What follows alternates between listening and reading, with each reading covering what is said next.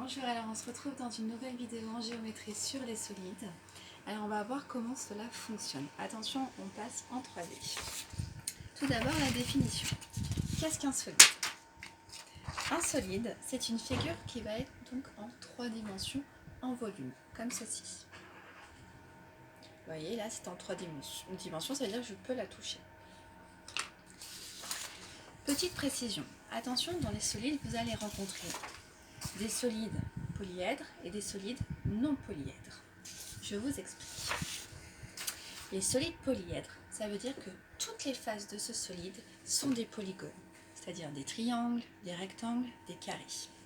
Par exemple, ici, on a un polyèdre qui a 2 faces triangulaires et 3 faces rectangulaires. Donc on retrouve les polygones que nous connaissons en géométrie plane.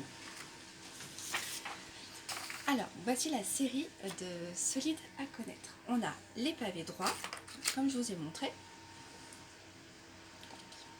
Donc, on a mis 2 couleurs différentes pour vous indiquer les formes géométriques utilisées. Donc, on a 2 grands rectangles et 4 petits rectangles.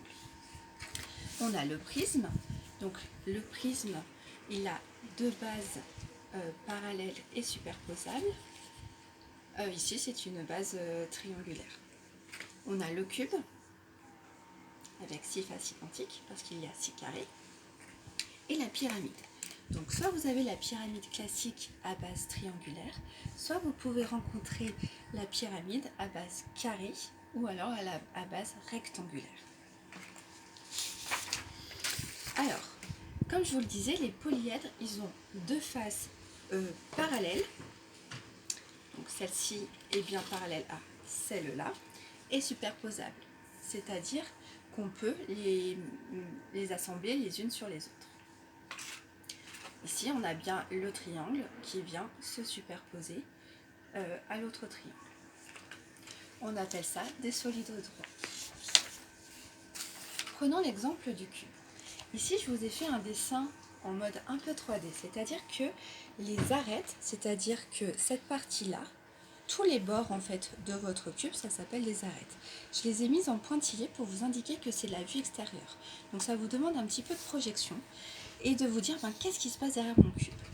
Donc en géométrie, pour les volumes, on va avoir donc un vocabulaire bien spécifique. Les bords, on va les appeler des arêtes. Les coins, on les appelle des sommets. Et là, nous avons donc des faces. Pour le cube, je vous invite vraiment à faire les patrons que je vous ai envoyés pour bien vous projeter. Vous avez donc 6 faces, 8 sommets, ici on en a 4 quand on retourne, et 12 arêtes. À vous de les compter pour bien vérifier si j'ai raison. Et je vous invite encore une fois à faire plein de polyèdres pour vous rendre compte comment cela fonctionne.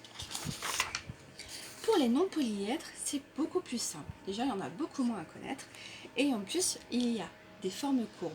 On a des bases arrondies. C'est vraiment différent. On peut le faire rouler tout simplement. Ici, on a fait un cône. D'accord ? Le cône, on a un cercle, une base arrondie. Et hop, tout le pourtour, quand vous verrez le patron à plat, vous verrez à quel point aussi c'est arrondi. Donc, on retrouve le cône que je vous ai fait. La boule, c'est tout ce qui roule, et le cylindre. Et là, je vous ai fait un dessin donc en 2D pour bien que vous puissiez vous rendre compte que c'est la même chose que l'on retrouve en 3D. La base arrondie et la forme courbe qui permet de fermer votre cône.